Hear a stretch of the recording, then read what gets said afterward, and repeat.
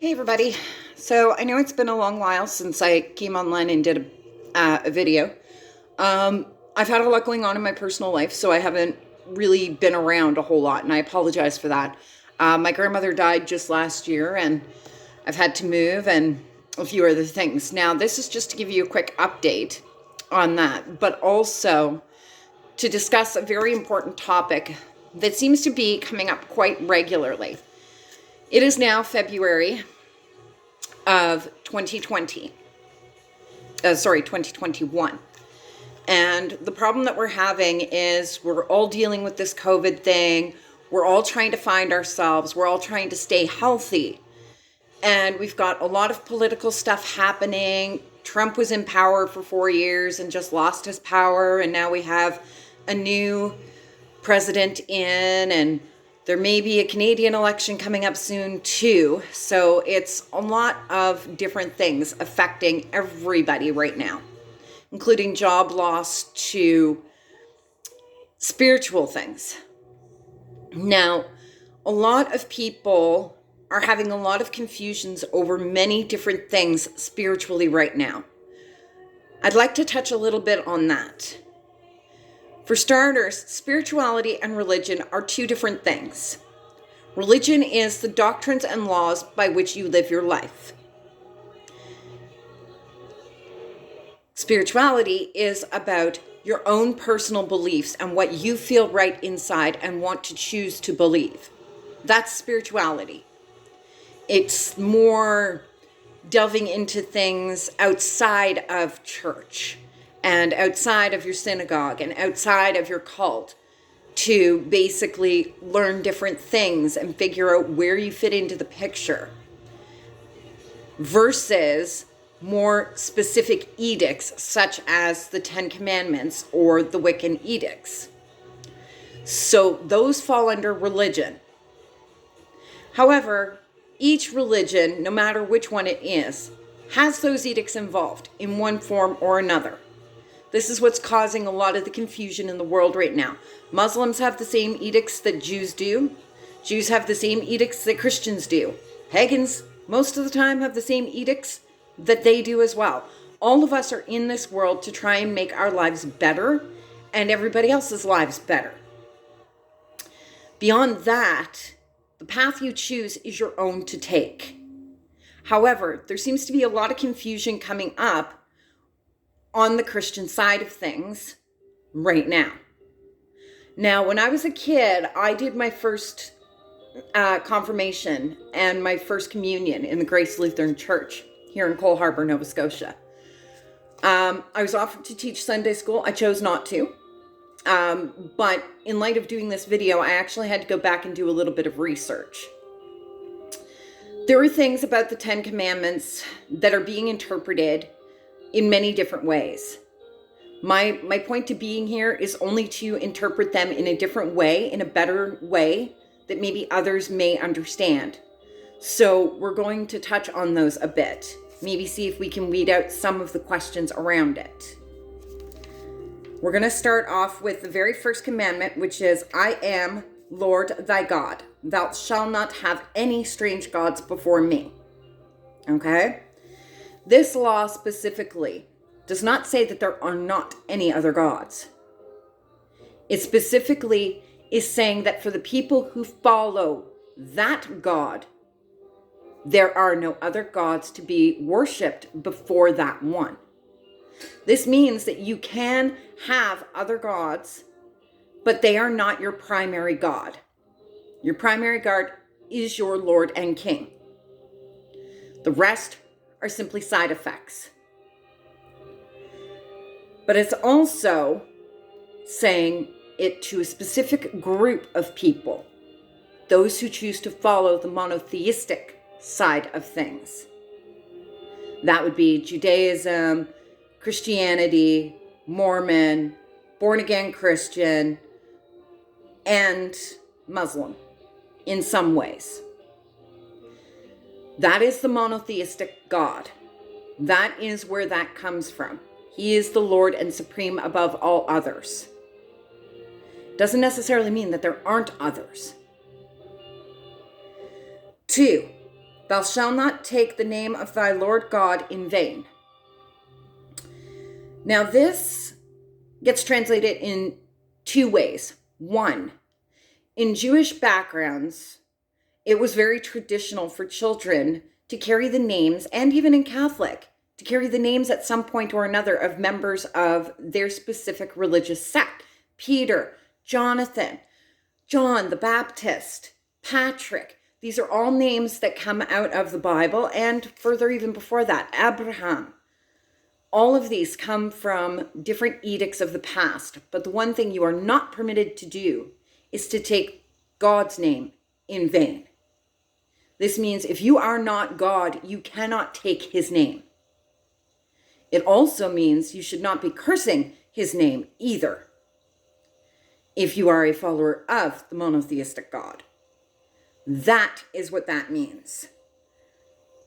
Point 3, remember to keep thy holy Sabbath day. Well, here's where a lot of confusion comes up too. Sabbath day is not actually Sunday, it's Saturday. It's the day in which God chose to rest after creating the world. We all know this. But what we didn't know was what that proper day was. According to Jewish and Hebrew, that day is Saturday. Now, the Christians have it set as Sunday for many different reasons.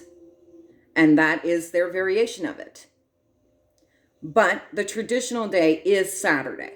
Sunday is the day that Christians tend to have Sunday school, to church, to relaxing. And Germany even has the entire day off that day, and it has to be quiet all day. So every area, every religion has its different views on that. There's no way to argue that point. The next one is common sense. Point 4, honor thy mother and father.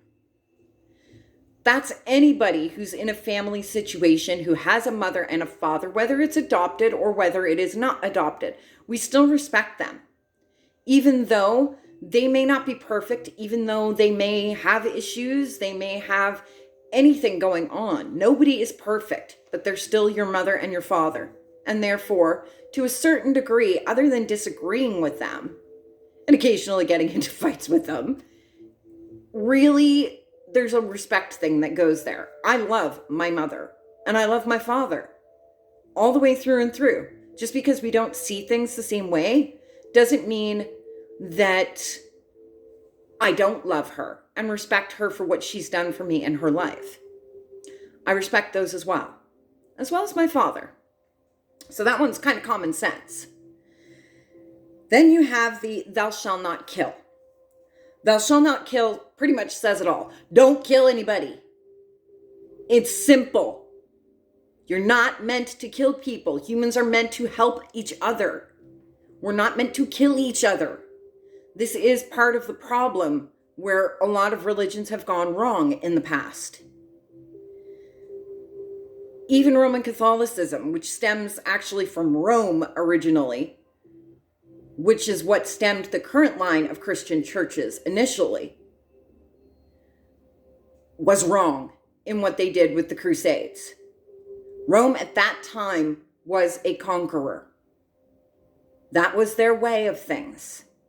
And they killed a lot of people and did a lot of wrong. They're now trying to rectify those issues.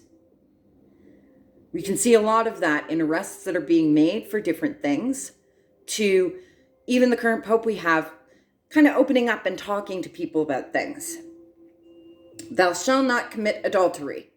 This is something I actually had to research because there were two things that factor into this. One, adultery as we see it is if a person is married and they go and have whatever with another person. It is considered adultery to current standards. But those were not the standards back when that law was put in place. That's what people are not understanding. For starters, a wife wasn't a wife as we see it now. A wife, which has 11 words in Hebrew, likens itself to wife. However, ancient Hebrew says to find a good one. That's what wife meant for them. So to find a partner who you can live in harmony with, who you love with your whole heart and soul, and they love you with their whole heart and soul, that is wife and husband. Doesn't necessarily say anything about going outside of that to have intercourse with anyone else. It more discusses the concept of adultery, which effectively, adultery going into that is the concept of, in Greece and in Rome, they had what was called free people.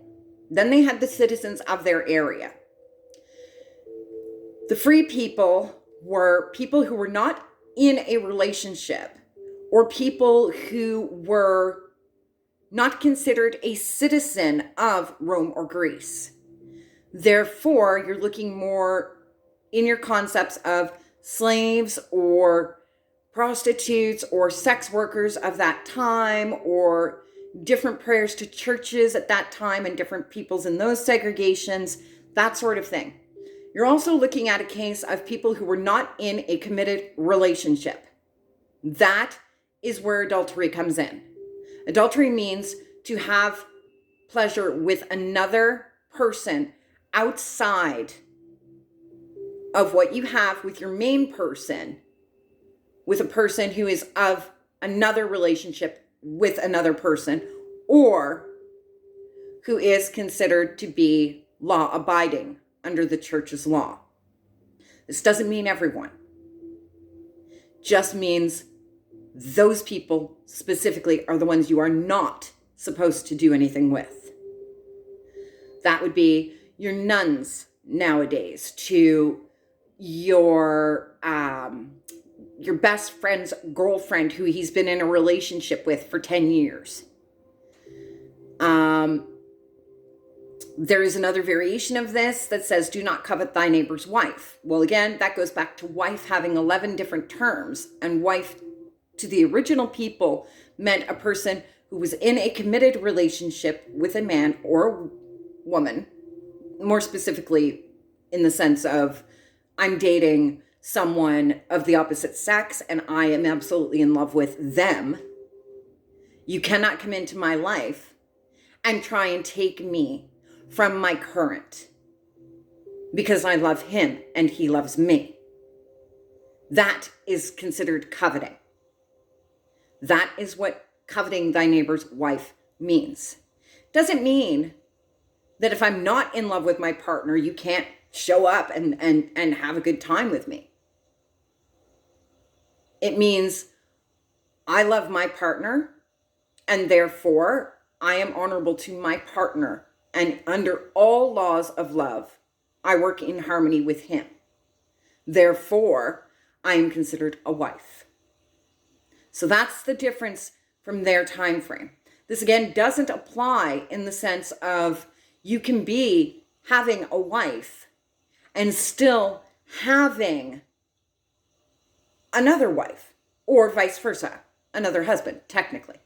You can't have more than one husband or more than one wife, but you can have many partners who you do your thing with. Again, so long as they are what's considered free people not in a committed relationship.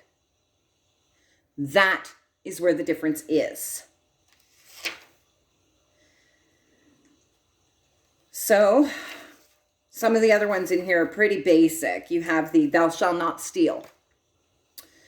Now, this one's a little confusing because there's actually another one that says, thou shalt not covet thy neighbor's belongings, which is also in confusion. Stealing refers to anybody and anyone outside and around you. Even more specifically, coveting things from thy neighbor, stealing something from your neighbor, or lusting for something they have is considered a sin. That means if they have that gold chain, and I want that gold chain, I cannot take that gold chain because it's my neighbor's. Even though I like it, even though I want it, I can't touch it because it's his. I desire that chain and I cannot have it because it belongs to him. So There is a difference there. There is the no stealing, which is effectively for materialistic things, as well as an overall branch of don't steal from anybody. But there's also, specifically, it is more so a crime to steal from your neighbor, in the sense that coveting thy neighbor's belongings or coveting thy neighbor's wife is to desire your neighbor's wife and take her as your own without consent. That is absolutely illegal across the board in any faith. Then you have the secondary effect of that, where if he's got that chain and I want that chain and I want to covet that chain because I desire that chain, it's still wrong. That's what that means. Anyways, so the point is there's a lot of confusion going on around a lot of different things nowadays. Those of us who are pagan, we have a very different outlook on things than most people who are of the monotheistic view.